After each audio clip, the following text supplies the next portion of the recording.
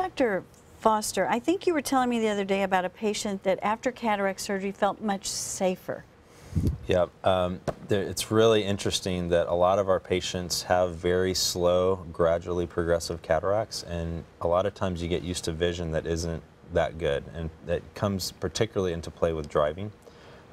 They've actually done a lot of studies, and one in mind in particular is a study where they looked at patients, a group of patients that did not have cataract surgery, and a similar group of patients that did have cataract surgery.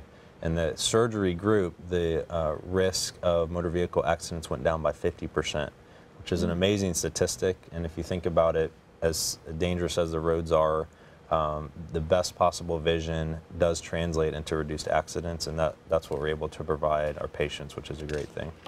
Well, and I think, Dr. McCabe, you were telling me the other day about a patient that felt much safer and was worried about falls.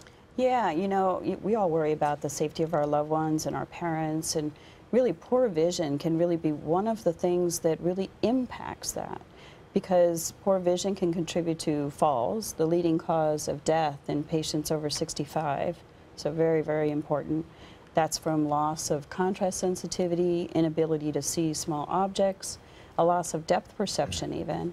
But there are other aspects that poor vision impacts, like looking at medications. If you can't tell what's in the bottle, or you can't tell, you know, what pill you're taking, or the dose that you're administering if you have to draw up medications, that's another way.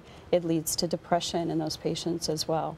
So, you know, we're really, really focused on helping patients to see better, live a better quality of life. And it's one of the main reasons we really emphasize a yearly eye exam, so that if there is poor vision that patients may not even know that they're experiencing, we're able to help them with that.